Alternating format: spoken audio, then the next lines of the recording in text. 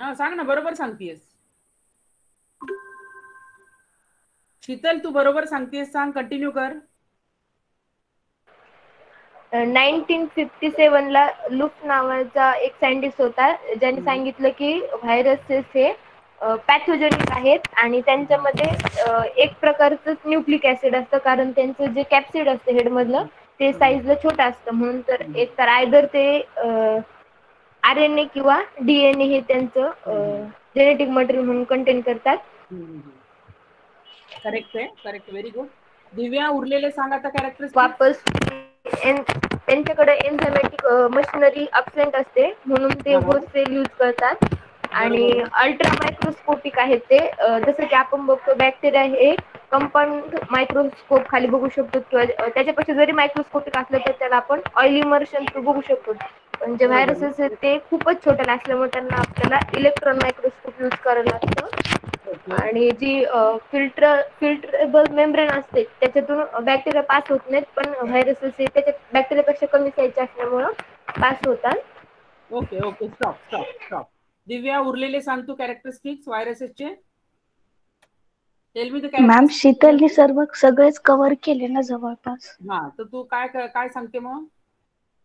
बॅक्टेरियोफाजेस बद्दल सांगते. What are the बॅक्टेरियोफाजेस?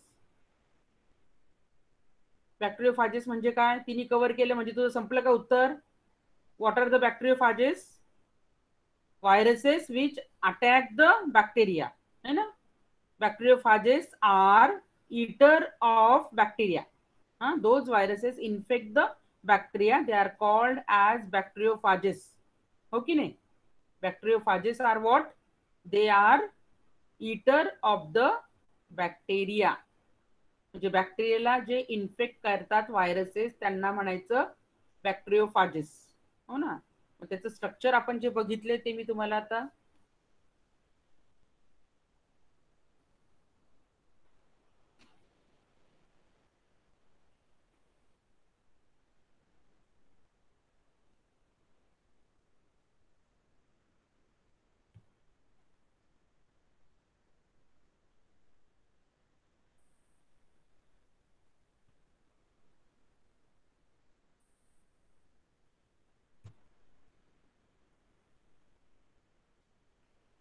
Slide दिसती सगळ्यांना?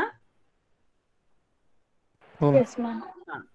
तर आपण कॅरेक्टरिस्टिक्स बघितलं की they are non living, very important. First characteristic is they are non living structures. Non living आहे. outside the host cell they remains inactive, they remains non living, they remains crystallized. So why? They are non cellular, contain a protein coat called the capsid, have a nucleic acid core containing DNA or RNA, one or other, not both. हो ना? आपण सांगितलं either they contains the DNA, either they contains the RNA. Both the nucleic acid are not present in the viral capsid. Capable of reproducing only when inside a host cell. So for the reproduction, for the multiplication of viruses, they require the particular host for their multiplication. साठी काय लागतं? Host, because they are non-living. So we called as they are intracellular obligate parasite, obligate intracellular parasite. Okay, ne?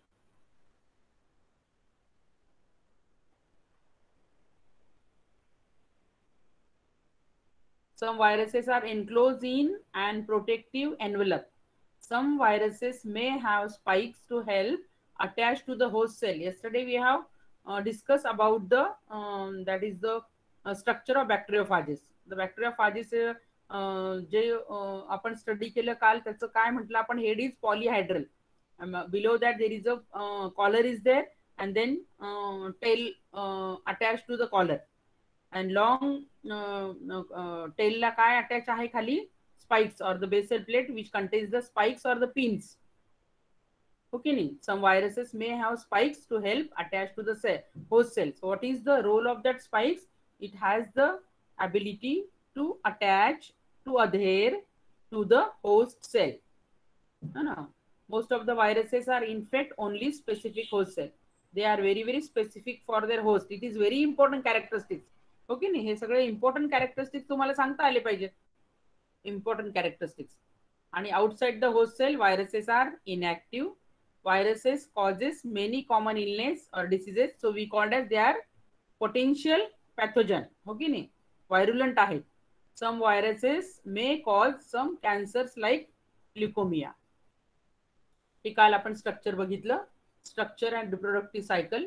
We will go for the reproduction cycle. First, you should know what is the structure of bacteriophage.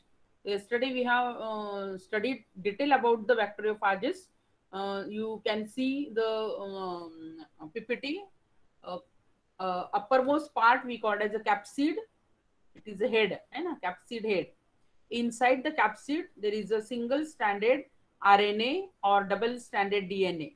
Either it consists with the DNA, either it consists with the RNA. Both the nucleic acid are not present in the capsid due to the small space. Immediately below the head or the capsid, there is a presence of the collar. Now, there is a formation of particular, that is what we call as a tail. It is a long cylindrical shape. It is called as a sheath, or we call it as a tail. Now, base, it is called as the base plate, and base plate consists with the spikes or the tail fiber, which is very important to adhere cell wall of the bacteria. When they get infect the bacteria, these spikes or tail fiber are adhere to the receptor site of the cell wall and then get enters in the bacterial cell. So this is what we call as the structure of bacteriophages. So everybody know this structure already. You already seen in the 12th नीटचा जेव्हा अभ्यास केला तुम्ही, biology जेव्हा तुम्ही शिकलात तेव्हा you know the structure of bacteriophages. Got it? आता हे स्ट्रक्चर बघून तुम्हाला कळलं का काही कसं दिसतं बॅक्टेरियोफाजेस? पॉलीहायड्रल स्ट्रक्चर इज देअर. कॅप्सिड वर हेड आहे, त्याच्यामध्ये कॅप्सिड मध्ये न्यूक्लिक ऍसिड आहे, आयदर डीएनए आयदर आरएनए. त्याच्या खाली कॉलर आहे, नंतर शीत आहे जी सिलेंड्रिकल शेप लॉंग स्ट्रक्चर आहे, आणि below that there is a presence of base plate. Base plate consists with the we may say that they are the spikes, pins, with that is the what we called as the tail fiber. Spikes or the tail fibers which get attached, adhere to the cell wall of the bacteria. Ma'am हा बोल. ते जे spikes होतं आणि tail fibre होतं ते वेगवेगळे ते एकच आहे? स्पाइक्स म्हणजे काय होतं, ते अटॅच करणार. खाली ते प्लेटला स्पाइक्सला दिसते ना, जसं बेस आहे हो ना, आपण टेबल ठेवले की कसं आपण म्हणतो पाय आहेत त्याला, तसे ते स्पाइक्स आहेत. आणि हे टेल फायबर जे आहेत असे लॉंग जे दिसत आहेत ते अटॅच होण्यासाठी आहेत. स्पाइक्स अगोदर ते सेल वॉलला अटॅच करतं, घट्ट करतं, आणि मग त्या टेल फायबरच्या द्वारे पर्टिक्युलर एन्झाईम जे आहे ते सेल वॉलला रिलीज करून मग टेलच्या पार्ट मधून DNA get insert inside the cytoplasm of the bacteria. आलं लक्षात? Yes ma'am. हा, हे स्ट्रक्चर कळलं का? मग नेक्स्ट स्लाइड घेऊ मी. हा, हो ma'am. now we are going to take, that is the viral multiplication or viral replication. Now the viral replication first given by the scientists. Phages were first observed in 1915 by Frederick Tort in England, in 1917 by Felix and D. Herel in France. हेरेलनी त्या बॅक्टेरियोफाजेसला नाव दिलं आणि त्यांनी सांगितलं they are the eaters of bacteria. Eaters of bacteria. So we already said that the bacteria viruses contains the either DNA or the RNA. Both are not present in the viruses. So when they undergo the replication or the multiplication, they require the host enzymatic machinery or metabolic machinery. So for the multiplication, for the replication, the viruses require the host metabolic machinery or host enzymatic machinery. So the phage replication is studied well in T2, T4 and T6 phages. These are the E1 phages, or T stand for the type, and E1 phages 4, 2 and 6. The most studied phages are the E. coli T4 phages. E. coli T4 phages. What does it consist with? The T4 phages has distinctly shaped capsid made up of head, collar and tail. Head आहे, collar आहे आणि tail आहे. आणि हे DNA आहे ते package in the polyhedral head which is attach to a helical tail. जी helical tail आहे त्याच्यामध्ये ती अटॅच झाली आहे. मग आपण डिटेल बघूयात replication of T1 phages. Replication of the T1 phages. So the viruses get replicated by two ways, lytic cycle and lysogenic cycle. So first we will go for the replication of T1 phages which multiply by the lytic cycle. So that is the 5 steps are included in the lytic cycle. First is the adsorption, second is the penetration, third is the synthesis, fourth is the maturation and fifth is the release. Okay नाही. आता हे किती हे आहे त्याचे किती cycle मध्ये किती स्टेप्स आहेत. Adsorption, penetration, synthesis, maturation and release. आलं लक्षात. तर पहिलं we will see the first step we called as the adsorption. Adsorption तुमच्या समोर दिसते ना. ऍडसॉर्प्शन मध्ये बघा पहिलं आहे attachment and inject viral genome into the cell. वाचता येते तुमच्या समोर आहे ना. दिसते का तुम्हाला व्यवस्थित. स्लाइड दिसतीये का. हो मॅम दिसते. ना आता हा सेंटरला जो आहे तो बॅक्टेरियोफाज आहे. It get enters the bacterial cell. So how it get enters to the bacterial cell. The first step is called as adsorption. Adsorption म्हणजे attachment and inject viral genome into the cell. तर हे जे बाहेरचं part दिसतोय तो it is what we called as a bacterial cell. आतला जो part दिसतोय बॅक्टेरियल सायटोप्लाझम आहे आणि त्याच्यामध्ये बॅक्टेरियल क्रोमोझोम आहे. सिंगल सर्क्युलर DNA दिसतोय तुम्हाला ग्रे कलरचा मुलांनो. हो मॅम दिसतो. हा तर आता हे बॅक्टेरियोफाज बाहेरून कुठे चालले. Get attach to the bacterial cell wall. Bacterial cell वॉलला अटॅच करायला चाललाय आणि इन्फेक्ट करायला चाललाय. नाव these bacteriophages get attached to one end of bacterial cell wall. आता हा जो outermost layer जो दिसतो तो बॅक्टेरियाचा it is a cell wall. What it is cell wall. So outermost covering of the bacteria is cell wall.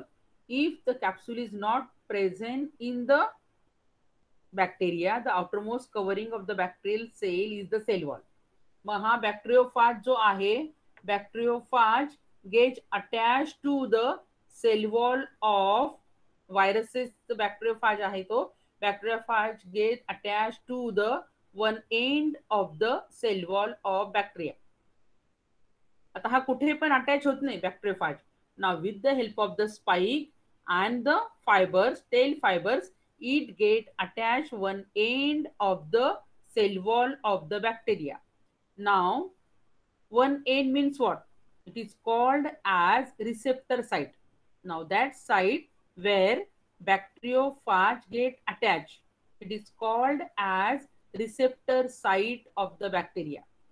Specific site of the bacteria is for attachment of bacteriophage. So with the help of these plates, that is what we call as the fibers, tail fibers and the spikes, it get attached one end of cell wall of bacteriophages. म्हणजे outermost कव्हरिंगचं जे part आहे तिथे तो काय होतो attach होतो. तुम्हाला attach झालेला दिसतोय. वरती नंबर 1 स्टेपला तुम्ही लिहिलंय attachment and inject the viral genome into the cell. Now there is a attachment of that bacteriophages with the spikes to the cell wall of the bacteria.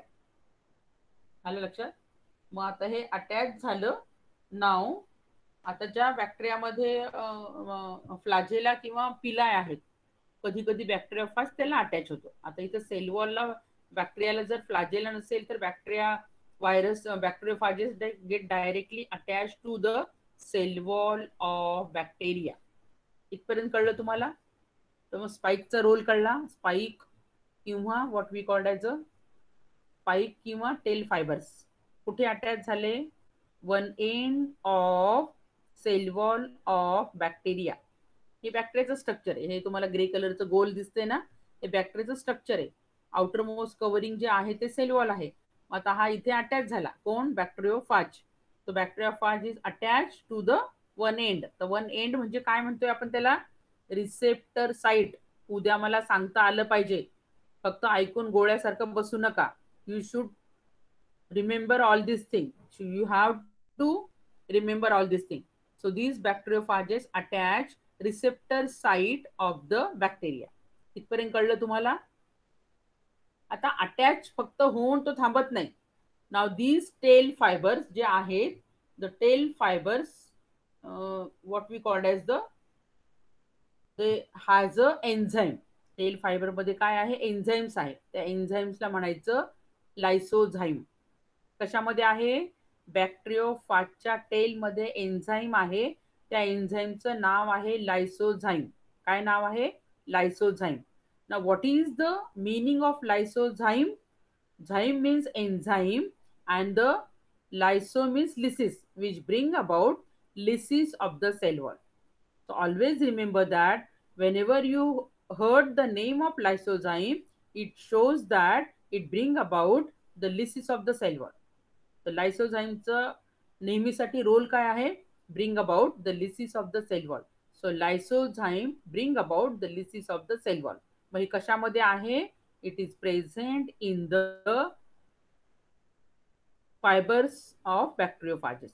Tail fibre मध्ये ते लायसोझाईम enzyme आहे. मग फक्त attach करून तो थांबत नाही. Attach केल्यानंतर तो सेल वॉलचा जो पार्ट आहे तो ब्रेकडाऊन होतो, तो लाईज होतो. हो की नाही? तिथे ते ब्रेक होतं तेवढा सेल वॉल. आता डीएनए बॅक्टेरियोफाजेसचं जर इन्सर्ट करायचं असेल बॅक्टेरियामध्ये, तर cell wall should be breakdown. There should be the lysis. मग हे लिसिस कोण करतं? तेवढ्या पार्टचं ब्रेकडाऊन. त्या पर्टिक्युलर पार्ट ब्रेकडाऊन किंवा वीक होतो सेल वॉलचा. तो कशामुळे होतो? That is due to the presence of enzyme in the tail fibers. Now tail fibers lies that part where the receptor site is there. That receptor site चा जो part आहे cell wall चा, it get lies by breakdown by a particular enzyme. It is called as lysozyme. Second काय आहे? Degradation of host genome. That is first is that what we called as adhere and second आहे penetration. Penetration आहे. तर पहिलं attachment झालं. Attachment नंतर ते लायसोझाईम मुळे तो तेवढा सेल वॉलचा पार्ट ब्रेकडाऊन झाला, लाईज झाला with the help of the lysozyme enzyme. Lysozyme enzyme कुठे आहे?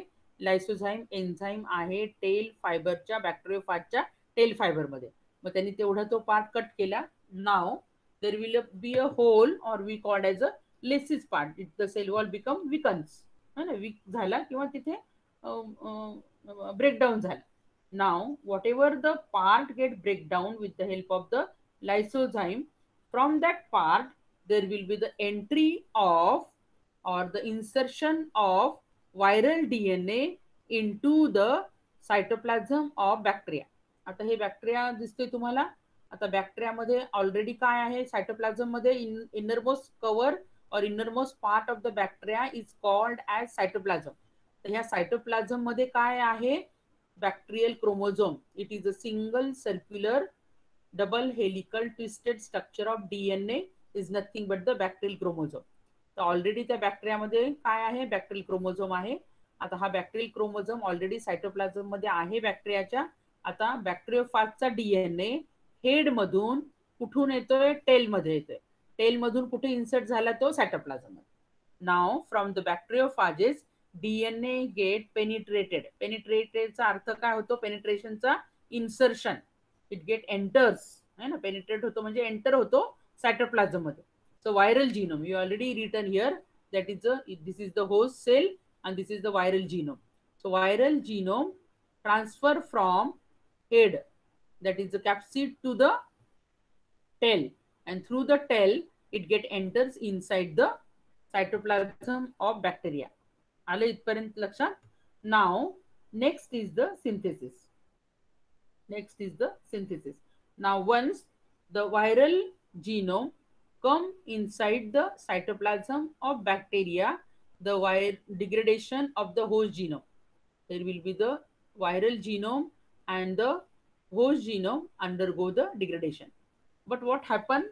that is the whatever the enzymatic machinery of or biosynthetic machinery present in the host cell.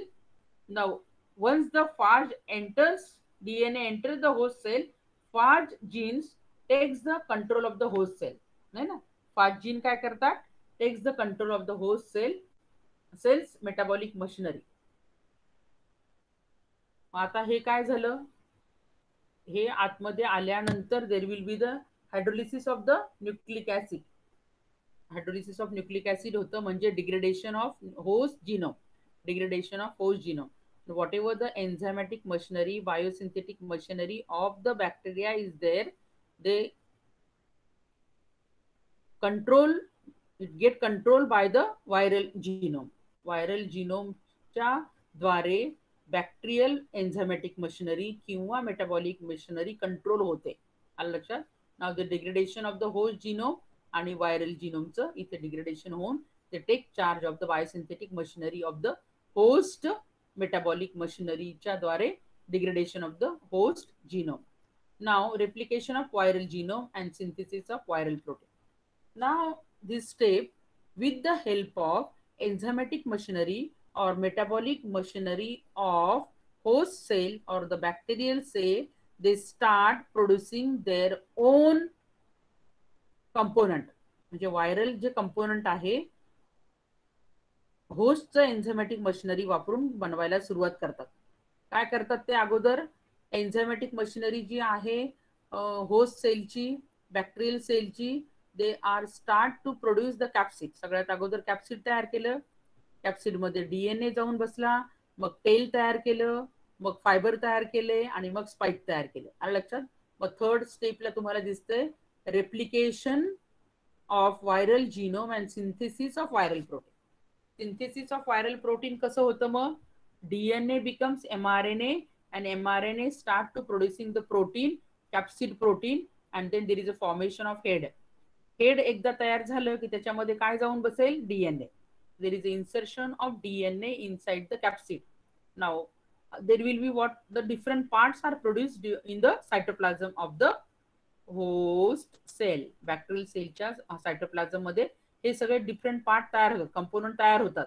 Head तयार झालं, टेल तयार झालं, spike तयार झालं, डीएनए हेड मध्ये जाऊन बसलं. ओके नी? आता हे सगळे तयार झाले थर्ड स्टेप मध्ये, replication of viral genome and synthesis of viral protein. आता त्यांनी त्याच्यासाठी काय वापरलं? They have used the enzymatic or metabolic machinery of host cell. They take the charge of enzymatic machinery or metabolic machinery of the host cell and they start producing their own component in the cytoplasm. ते तुमच्या लक्षात येते का? Enzymatic machinery bacterial सेलची वापरतात, पण component कुणाचे बनवतायत? स्वतःचे बनवतायत. स्वतःच्या प्रोजेनीसाठी ते काय बनवतायत? हेड बनवलं, मग टेल बनवलं, मग बाकीचे कंपोनंट बनवले. So they are called as the replication of viral genome and synthesis of viral protein. हे कुठे होतं? In the third step. आता हे सगळे जे पार्ट बनवलेले आहेत ते आता एकत्र येतात. ते सगळे पार्टचं काय बनतं? एक इंटॅक्ट काय बॅक्टेरियोफाज बनतं.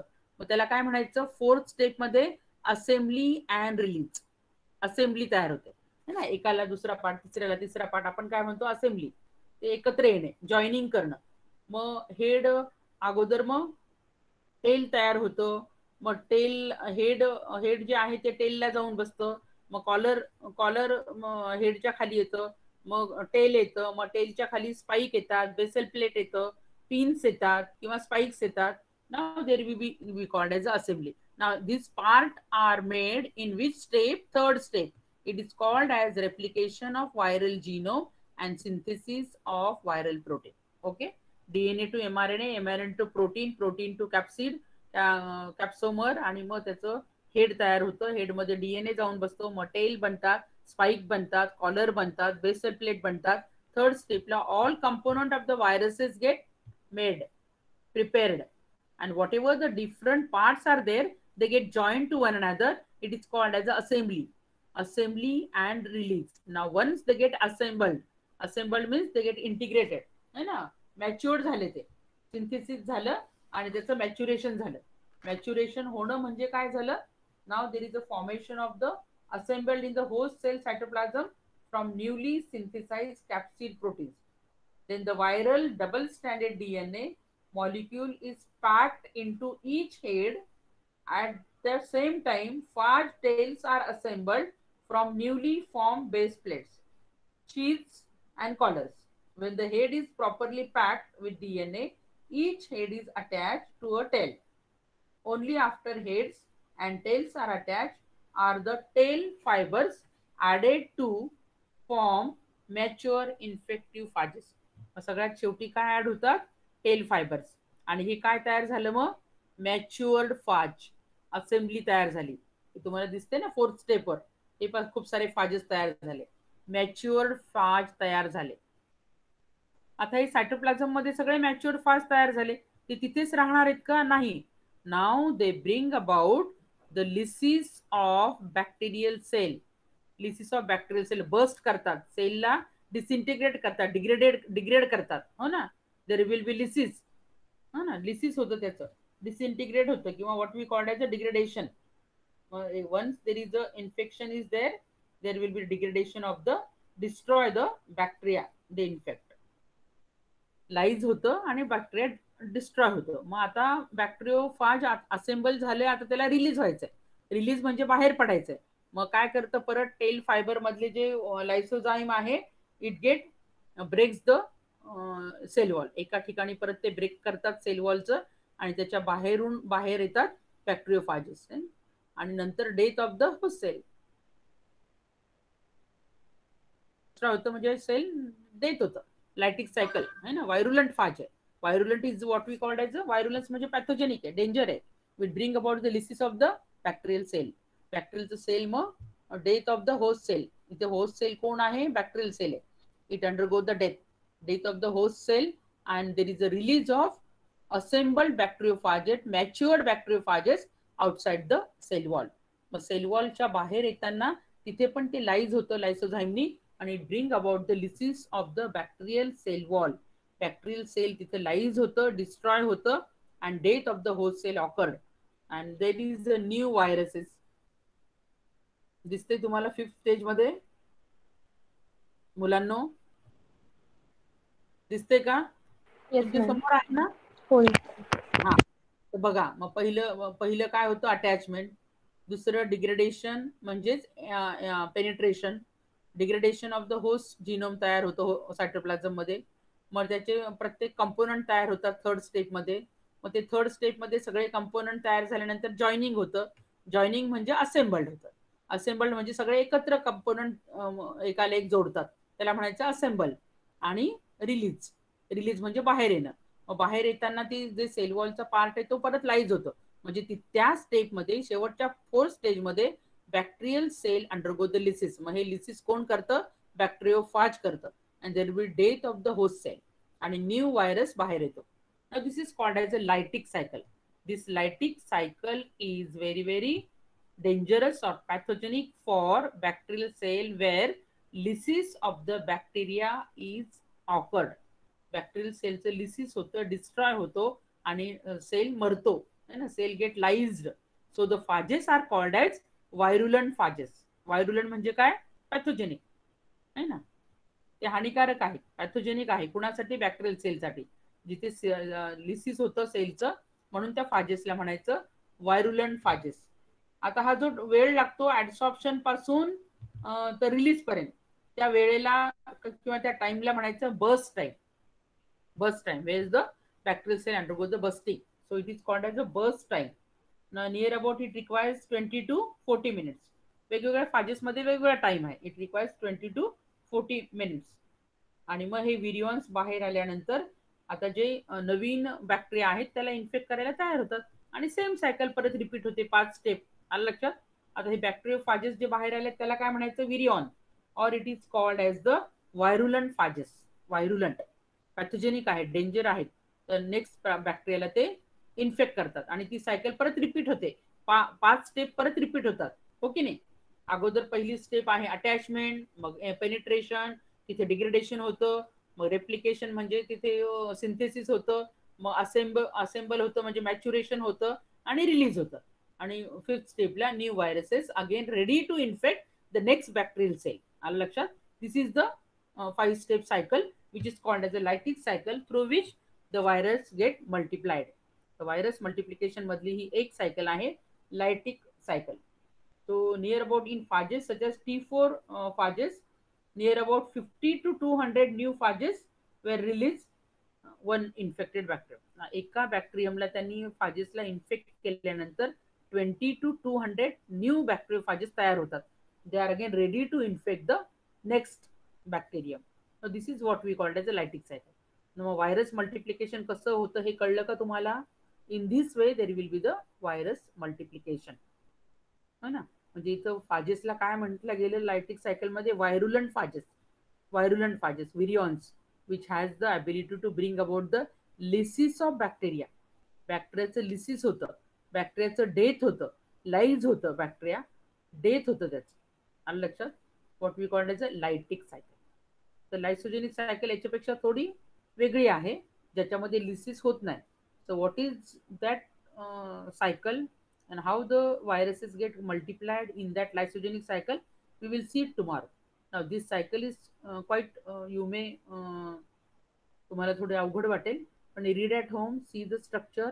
You already have the notes. In that notes the detail about the lytic cycle and lysogenic cycle with diagram I have already given you. Now you can see the again videos for that. You can get it easily. It's very important. Lytic cycle may ask for 20 marks question with diagram. 5 steps process is there. Attachment is there, penetration is there, synthesis, maturation, and then release. 5 step process. You can easily get what do you mean by lytic cycle. So lytic अर्थच आहे lysis होतं.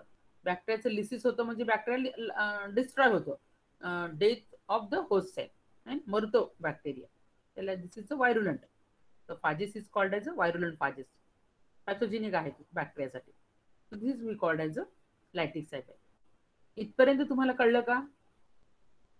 तर उद्या तुम्ही एकदा वाचून आलात तर तुम्हाला अजून जास्त कळेल. वाचून येत नाहीत तुम्ही, मला मग त्याच्यामुळे थोडं प्रॉब्लेम येतो ना. व्हेरी म्हणजे मला आश्चर्य वाटतं की तुम्ही असं का करता. बरं, मी दररोज तुम्हाला सांगते, आणि दररोज जर आपण रागवत बसलो ना तर लेक्चर होणार नाही ना आपले, हो की नाही? तर काही गरजच नाही ना रागवायची. आता तुमच्याकडे नोट्स आहेत, वाचायचे फक्त. तर मी तुम्हाला सांगितलं की how to read, how to remember. You read first, second, third time. If you have the doubt you write down the difficult word and ask in the class. You will solve. आणि ते सगळ्यांना कळेल ना. मग असं नका करू तुम्ही. म्हणजे मला आश्चर्य वाटतं की तुम्ही का घरी वाचत नाहीये. So tomorrow we will take the lysogenic cycle. It will be more clear what do you lysogenic cycle.